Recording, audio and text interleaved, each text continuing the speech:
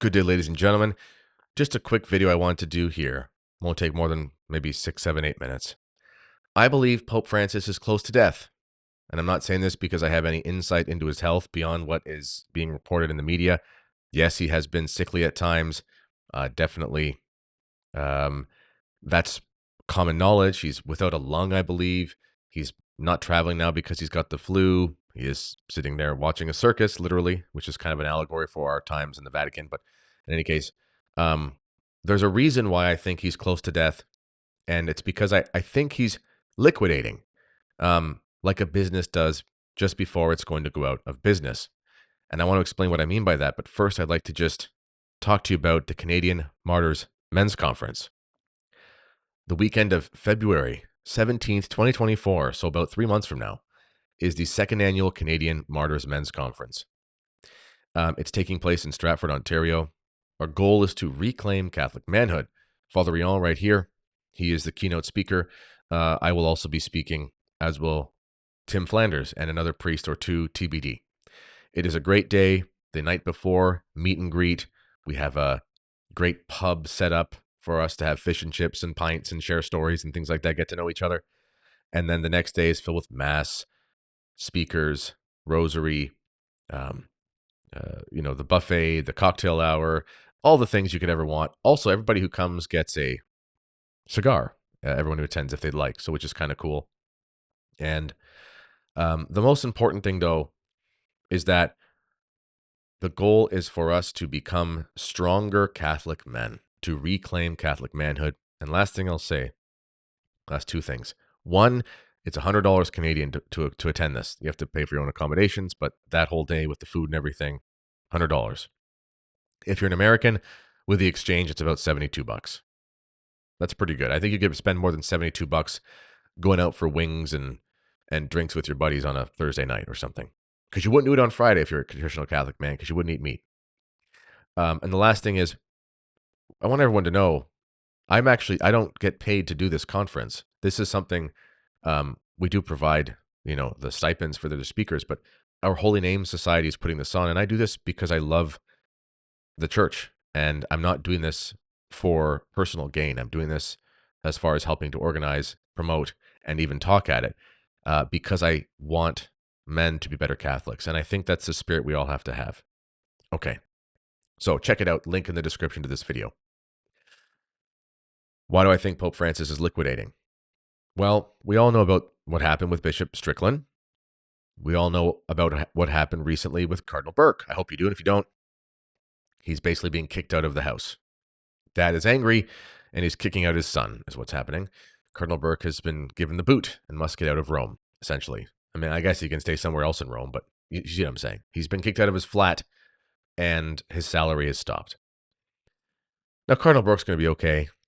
Cardinals and bishops don't have a problem finding money, which makes sense because they do need to have money at their discretion for the dignity of the office. And I think there is a GoFundMe or something, so that's not going to be the problem. But obviously, it's a slap in the face. And there's another bishop, which you've probably never heard of, and I forget his name because I just heard of him, but it's in Argentina, and I was reading a Spanish article, and they're saying, they're calling it a Stricklandization. He's being Stricklandized or something. Basically, he's going to be visited by some visitors, some canonical visitors, which everyone expects will result in his removal, especially considering what just happened. And the reason is because this bishop is the protege of another bishop who is critical of Pope Francis, and he is a very conservative bishop who is not a fan of synodality. And there are other bishops in the world where this is probably going to happen to them as well. To me, it seems like if you've ever watched a candle burn out, when it's about to burn out, it flickers and it has its brightest flame and then it's gone. Some people, when they're near the end of their lives, they reconcile. There's a Tim McGraw song. I think it's called Live Like You Were Dying. I don't listen to much country music anymore, but it's a good song. And the theme of the song is the singer's talking to somebody in a pub, in a bar, and he says, "Let me tell you about this experience." And he found out he had 1 year to live. And he explained why it was so great. And he goes on to talk about all the great things that he did. Maybe you can look up the song. I'm probably butchering it, but You know, the idea is he gave forgiveness, he read the Bible, he went skydiving, he went fishing, he did all the things he wanted to do, and he died in a good way. Some people do that. Some people, when they're close to death, they settle scores, for better for worse. Personally, I agree with Eric Sammons. As much as I want to give the Pope the benefit of the doubt, it's just impossible at this point. And I do fear for his judgment. I fear for my own judgment, as we all should. But objectively speaking, with what he's done to the church and how he's acted, the responsibility on his shoulder, he is going to face a severe judgment that you and I will face our own.